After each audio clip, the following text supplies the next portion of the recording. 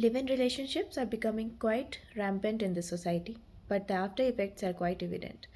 We must admire the traditional establishment of this society to lead a purposeful and peaceful life. Hi friends, welcome to the 217th version of Hindi poetry series Anhat Palome. This is Harshita Jha and today I present a recently composed poem by my father Dr. A.K. Jha titled Parinay Sutra.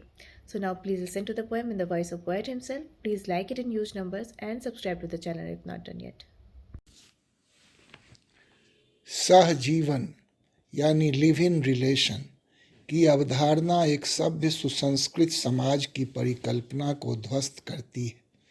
वैवाहिक बंधन की मर्यादा, शुचिता तथा सामाजिकता हमें अनुशासित एवं गौरवमय जीवन जीने का अवसर प्रदान करता है, जो कभी निरुद्देश्य नहीं हो सकता।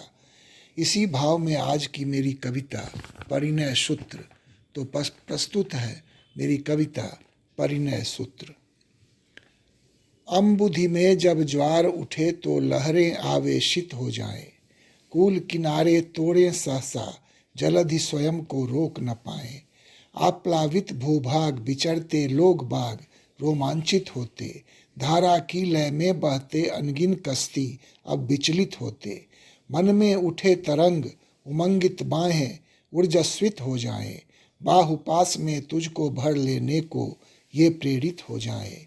आलिंगन में बद्ध हुई तुम सहसा विस्मित मुझको देखो, रोम रोम में भरती उष्मा हुई तरंगित मुझको देखो। तुम ना जानो प्रीति हुई घनीभूत बरसने को आतुर है, तुम ना जानो मीत तुम्हारा मिलन यामिनी को व्याकुल है। निशा निमंत्रण को ठुकराना कथमपि आज नहीं संभव है, इधर उधर की बातें ना कर अब बहलाना ना संभव है। दैनंदिन की आपाधापी चैन हृदय का खो जाता है, दुनियादारी की बातों से मन बेचैन हुआ जाता है। आज मिटेगी तरफ जगह अरमान असंभव क्या होता है, दंपति बीच यही अनुरक्ति जीवन का वैभव होता है। संग संग जीने मरने की कसमें बहुधा याद आता है, जीवन में सुचिता की गरिमा यूं ही समझा जा सकता है। एक प्राण और दो काया का मिथक यहाँ लागू होता है, परिणय की जो हुई व्यवस्था महिमा बूझा जा सकता है।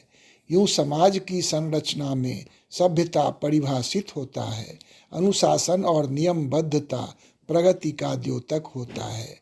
पर सहजीवन की अराजकता जीवन को गर्हित करता है, इसे नहीं विद्रोह कहेंगे, यह विशुद्ध पाशविकता ही है। संघर्षों से भीरु पलायन कुछ ऐसी मानसिकता ही है। मानव संस्कृति रक्षा हेतु गार्हस्थ जीवन ही श्रेयस्कर, सहजीवन की परिकल्पना जीवन को करती है बदतर। परिणय सूत्र में बंध कर जीना जीवन को मकसद देता है, सहजीवन एक उच्छृंखलता जीवन को श्रापित करता है।